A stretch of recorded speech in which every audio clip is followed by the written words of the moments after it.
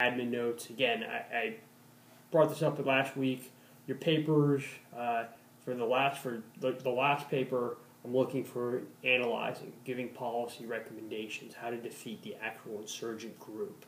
That's actually going to be pretty important when actually I grade the paper. And I'm actually going to grade this with a little bit more of a careful eye, looking for those analytical points that you can make. Your tests, you should have them all. Again, tests are pretty straightforward. The one thing that I think tripped me up, or tripped it up, was that some of you got, hey, I only got a 50 on my exam, I only got a 60 on my exam. No one did that bad. The problem is, I guess the computer has a hard time inputting it on time and then spitting it out in a holistically acceptable value. So some of you might have got an email saying, I only got 50% on an exam. No one did that. Everyone did fine. Even there's a couple of questions that people got wrong, but if a lot of people got that question wrong, I gave you full credit because obviously the problem was in the question. So that should cover the exam. I'm going to cover the final more next week.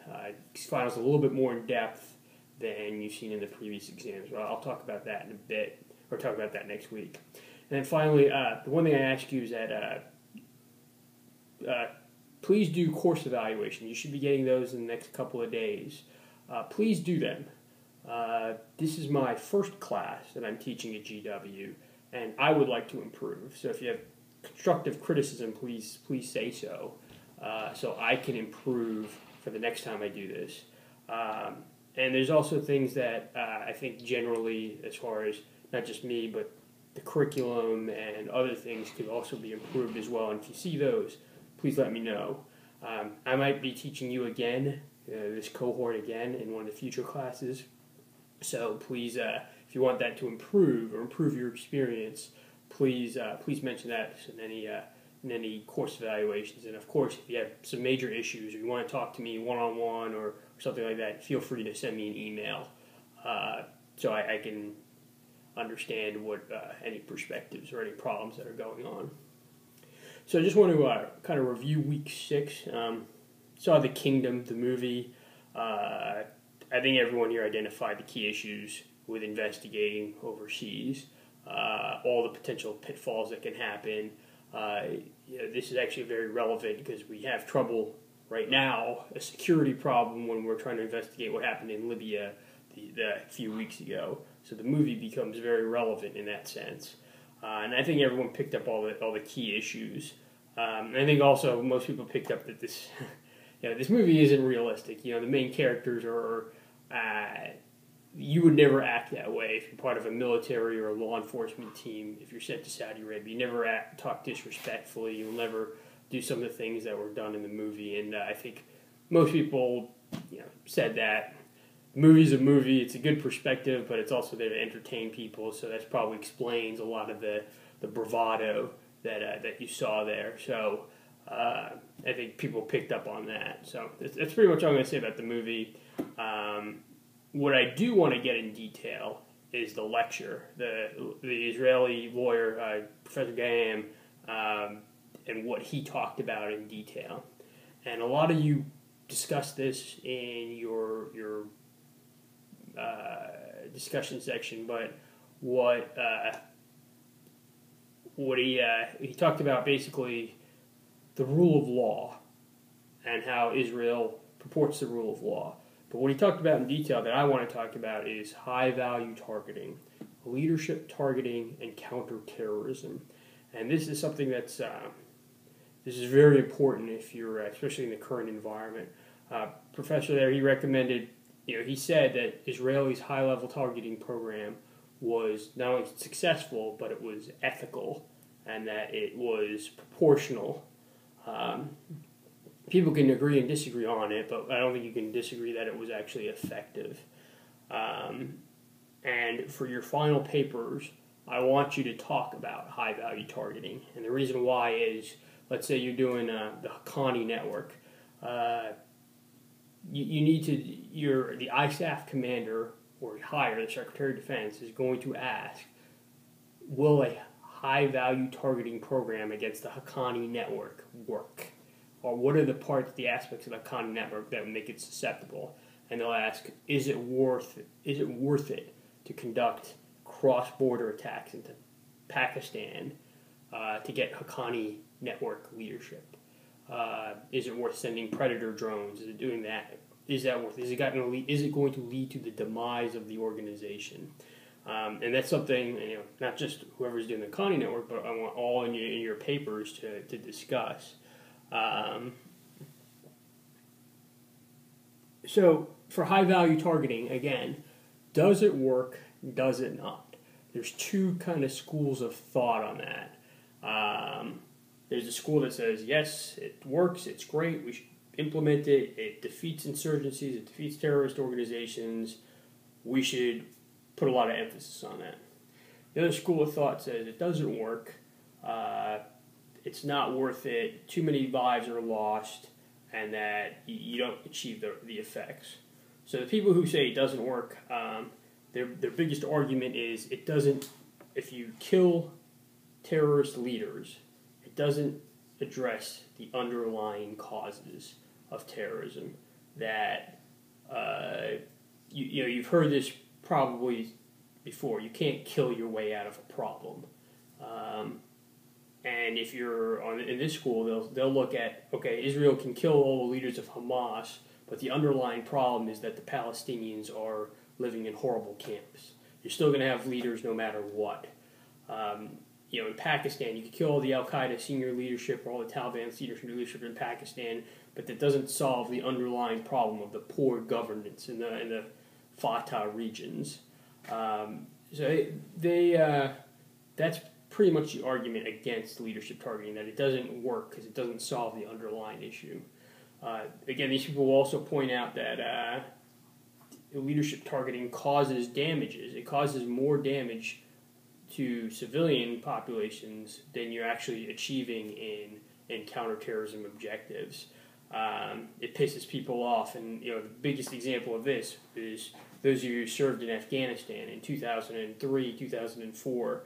We aerial bombed, instead of going on the ground, we aerial bombed Afghan cities with F-16s, and that caused a lot of civilian casualties. People died. That pissed off the population, and for most of the time, it was not worth it to kill all those people to capture some nebulous high-value target. Those are the people who say it doesn't work. Then on the other end of the spectrum, they say high-value targeting does work. It's an end-all, be-all. We can find the leader, we kill him, problem solved. They have three major arguments. First thing is you kill the perpetrator. If you conduct a leadership targeting program and it's against someone like Osama bin Laden, killing him just for killing him is worth it. He was responsible for September 11th. It brings a order of justice. Other times, high-value targeting is the only tool in the toolbox. No one's advocating sending U.S. troops into Pakistan, but we're willing to use Predator drones because, again, there's no other way to defeat that problem. Same thing in Yemen. No one wants to send hundreds of thousands of troops in Yemen, but we can use Predator drones and other targets that don't cost as much, or other platforms that don't cost as much. And then the final argument is that if you kill a charismatic leader, you hurt the organization as a whole. And this is true in a lot of cases. A lot of cases are terrorist organizations are cult of personalities. The Kurdish separatists were separated under Öcalan. And when he was killed, or he was arrested, and he died, the organization went away because it was a kind of a cult of personality organization. I have a feeling that, although we'll let the AQAP specialists do this, but if when we killed Al-Awlaki in Yemen, the head of AQAP, we actually would demise or went a lot of way to hurt the organization or hurt the ability of the organization to conduct attacks in the United States because there was a lot of cult of personality around him. So, those things say it does work. So if you do those things, you kill the leader, kill a few leaders, you achieve the desired counterterrorism objectives? The answer is a little bit more complicated, and it's in between. And I know this isn't the best answer, but the high-value targeting works sometimes, and it doesn't work. Notable failures are in the drug wars. We've spent a lot of money and time killing drug cartel leaders, and it's had little impact on the drug trade. We killed Zarqawi in 2006 in Iraq. That had very little, at the time, very little impact on Al-Qaeda in Iraq. Saddam Hussein's capture, very little impact on the insurgency there. So again, those are cases it doesn't work. But we've had some cases it has worked. Most notably would be the Pakistani, or the drone campaign in Pakistan, where we've essentially decimated the Al-Qaeda senior leadership. The second kind of success story is Israel against Hamas, where Israel launched a high-value targeting program against the Hamas leadership in 2002, 2003, 2004.